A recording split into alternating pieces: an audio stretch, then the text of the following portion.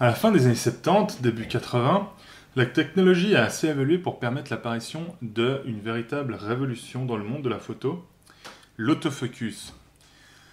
Ce qui a permis de développer une toute nouvelle catégorie d'appareils compacts, les point and shoot.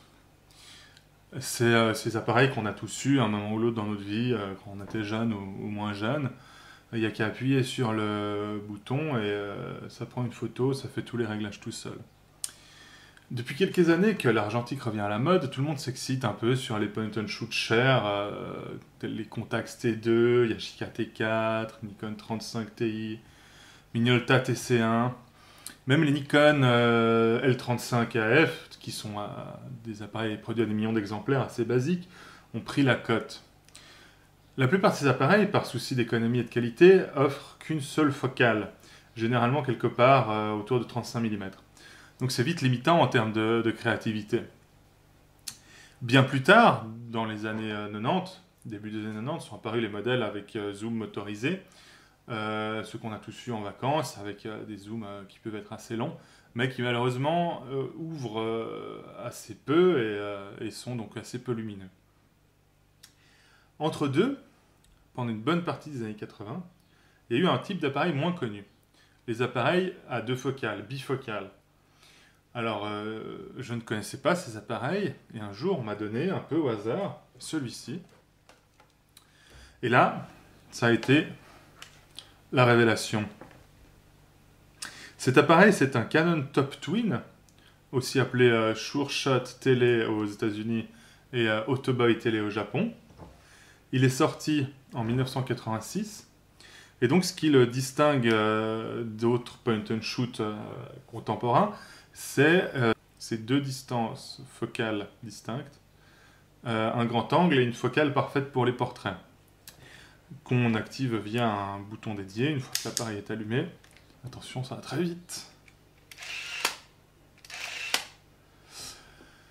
Alors c'est des objets très 80s, hein, ça fleure bon le gadget typique de l'époque, hein, ça peut paraître très gadget, mais en fait c'est assez génial.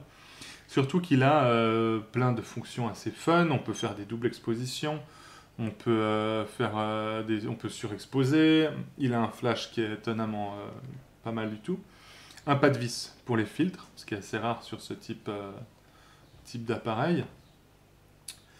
Un soft filter qui ne sert à rien, à part à faire des photos un peu floues.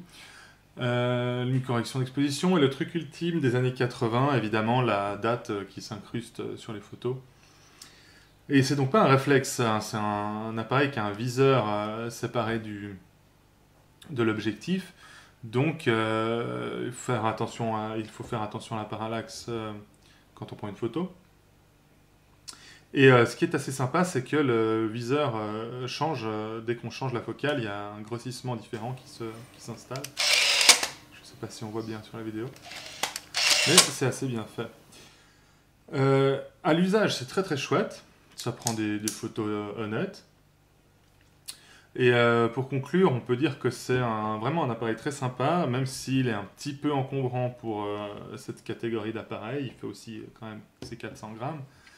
Mais en tout cas, il est tellement simple d'utilisation et tellement agréable que c'est finalement l'appareil que je prends le plus souvent avec moi dans mon sac à dos ou n'importe, dans la voiture. Et même s'il n'est pas aussi compact que d'autres, il permet quand même une plus grande créativité, notamment grâce à ces deux focales et ces quelques options assez appréciables.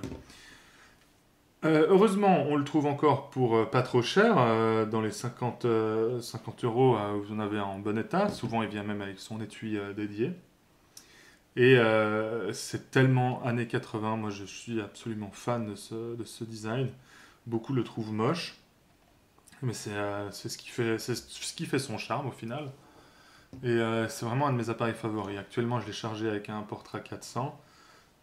Et on va voir ce que ça donne. J'ai pas encore fait de couleur avec. Mais en tout cas, ça donne des photos très sympas en noir et blanc. Et comme je disais, je trouve le flash très agréable en situation de basse luminosité. Il fait bien son job. Je vous le recommande donc fortement. Merci.